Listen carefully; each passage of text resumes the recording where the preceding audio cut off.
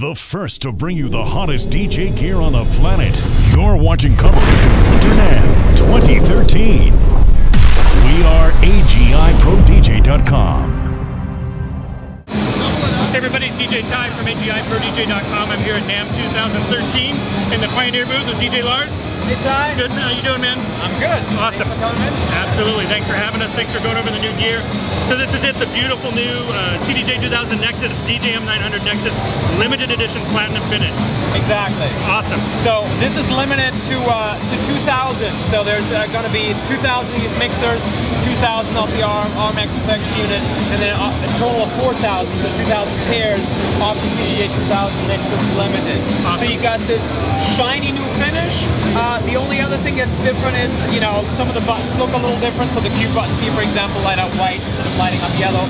But otherwise, technically speaking, it's the same player as the CDJ-2000nexus or DJM-900nexus. Right, and then this is a system, correct? So only available exactly. as a system. This is only available as a system. It's limited to 2,000, as I mentioned.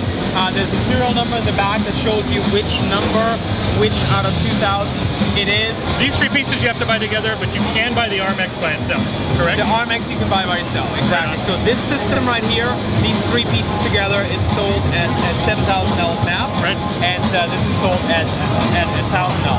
Right on. So what I'm going to do is step out and let you run through the gear with the rest of the guys, show everybody a little bit what it will do, go over the RMX a little bit, and we'll wrap it up. Thanks, man. Thanks, appreciate it. All right, so the CDJ-2000nexus is a relatively new product. It just came out last year. Looks obviously very similar to the regular CDJ-2000, but there are some major improvements in here. The first thing that people typically notice is the master and sync button. So we brought syncing to the CDJ-2000. On the original CDJ-2000, we didn't have the sync function. We've done a lot of user research, we've talked to a lot of people, and it turned out that the people who need it really want it, and the people who don't need it don't really mind if it's there, you know.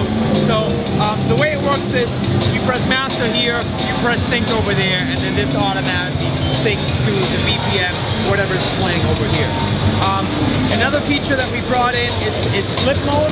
A lot of people might be familiar with that feature from the CDJ-900, most popular feature on the CDJ-900. So what slip mode does is, if I bring in some audio right here, and I do a little scratch, normally, if I'm scratching at 23 seconds, I remain at 23 seconds. If I turn slip mode on, the track keeps on playing underneath. So now when I let go, it advances to 29 seconds. What that means is I never really lose my groove. So if I'm playing and I do a quick reverse and I'm in slip mode, or I do a quick loop and I'm in slip mode, I never lose my groove with that feature. Another improvement is the display right here. You can now see there's a detailed waveform. So if I jump further into the track,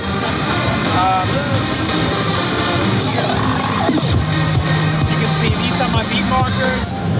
The red marker right there is my 1, so 1, 2, 3, 4. So I have a really detailed waveform, you know, pretty much comparable to what you would see on like a computer screen.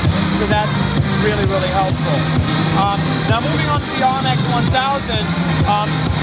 The RMX-1000 was released in April last year. It basically has 4 effect sections. There's your isolate effects, your scene effects, your release effects, and then your X-pad effects. So over here, you have an isolator. So if I turn my isolator on, take my lows out, take my mids out, take my highs out, make sure I got it turned on right here. Now I have all 3 frequency bands completely isolated. I also have a filter here.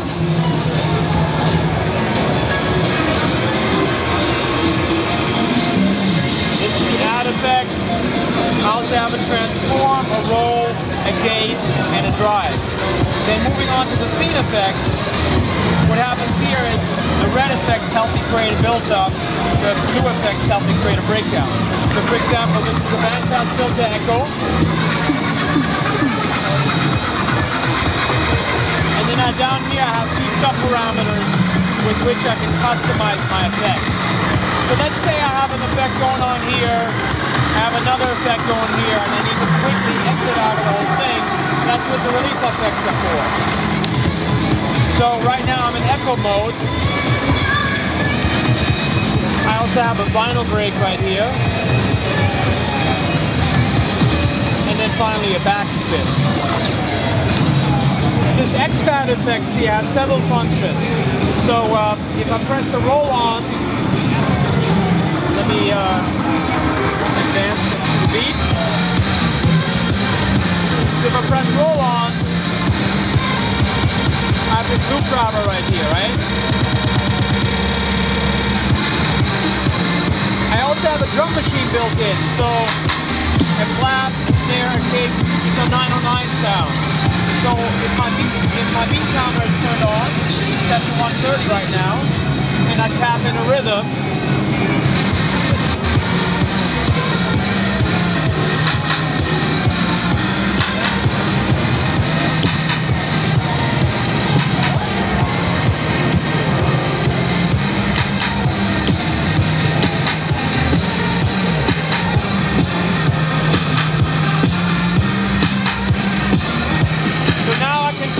effects and add it to what's playing over here in the roll.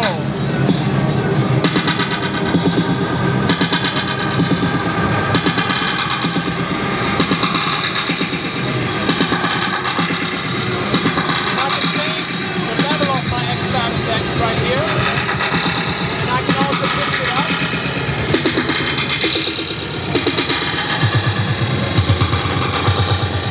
Pitch it down. There's an SD card slot right here on the side, and I can use this to bring in my own customized sample.